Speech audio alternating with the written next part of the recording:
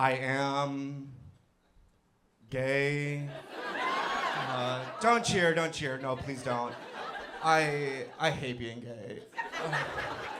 I hate being gay so much. Like, I don't even celebrate Pride Month. I don't. The only thing I like about Pride Month is just that it makes sense that it's in June. Because could you imagine a twink in a mesh top in December? It would devastate the community. It really would. But the month that I do celebrate, because I am Mexican, is Hispanic Heritage Month. Okay, bring the wall down. No, I'm just kidding. I'm just kidding.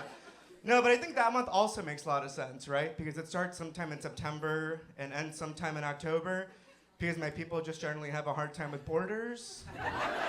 Okay, I'm just trying to gauge the racism in the room. That's all. And if you pull back on that, that is as political as I'm gonna get. I don't like to do super political comedy, but mostly because I realized recently that I just picked the wrong side. Like to win the next Civil War. Yeah, and a lot of people stay quiet when I say it, like it's not gonna happen, and it's cute that you think that. It is. But no, I picked the wrong side, and I realized this during a snowstorm that we had last winter because my friend, her car got snowed in, and she was like, hey, if you help me shovel my car out, if we can shovel my car out together, I can drive us home.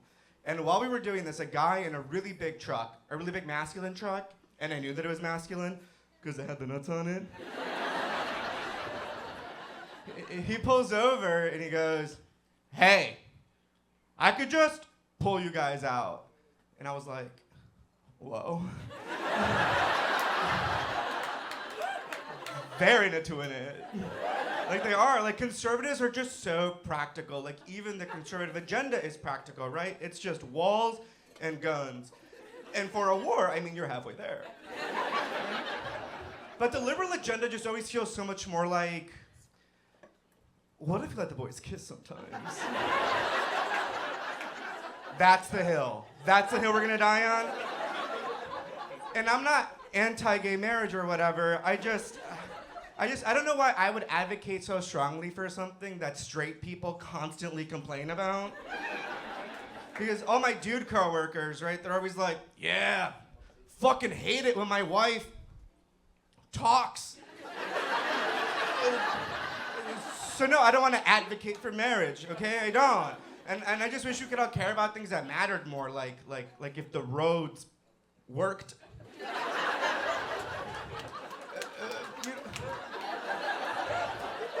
But instead we're out here policing language, and okay, there's a lot of things that we shouldn't say, but personally, as a gay Mexican, I don't think I should feel bad for wanting to call Timothy Chalamet a faggot. I don't. And then they put out that popcorn bucket for the Dune movie. Do you guys remember that? The popcorn bucket looks like a sandworm, and a sandworm looks like a butt. So they put out a bussy bucket for Timothy Chalamet, which is pretty gay to me, okay?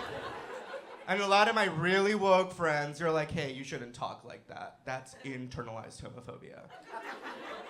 Which I think is like a really crazy thing to say to me because I feel like I'm pretty open about it. My homophobia? External. Yeah. And I know that can seem kind of problematic or whatever, but here's the thing. Being gay is not looking good right now. It's not. They're gonna start rounding us up. And I don't think I'm gonna make it. And I'm trying to be straight. I am. It was my New Year's resolution this year. And I'm doing all the things, right? Like I'm watching The Wolf of Wall Street. And I'm doing the Zen. And brother, do I love sports. I think rugby's like a really awesome sport to watch. I do. So I don't think I'm gonna beat the gay allegations. So I think the only thing that I can do to be perceived as more straight is to just turn on women. I'm sorry, girls. I'm sorry. But here's the thing. Women be pissing me off. Yeah, right, guys? Yeah. Because women, they're always complaining about dating. Ugh. And here's the thing I can't stand about women complaining about dating. It's like, straight women, what do you have for dating apps? Tinder? Tinder. Tinder. It's a little flame Tinder. Bumble, Bumble, Bumble. It's a little dance he does, Bumble. Hinge, ee-oh, ee-oh. That's the sound the bed's gonna be making at night. Shit. And then gay people, I mean, you know what we have. We just have Grindr. Yeah. It's mortifying. So no, women, it's just, we gotta calm down. And I get you go through a lot, but here's the thing, you just don't have any fucking perspective. And I don't blame you. It's the gay propaganda. They tricked you because they put out that movie Love, Simon, and they made this gay shit look cute. Right? All the girls are like, oh my God, they're gonna fall in love on a Ferris wheel, look at them. That's not what this shit is.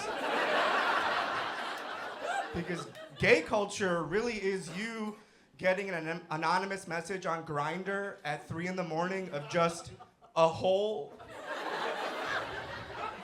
And you, out of desperation, oblige.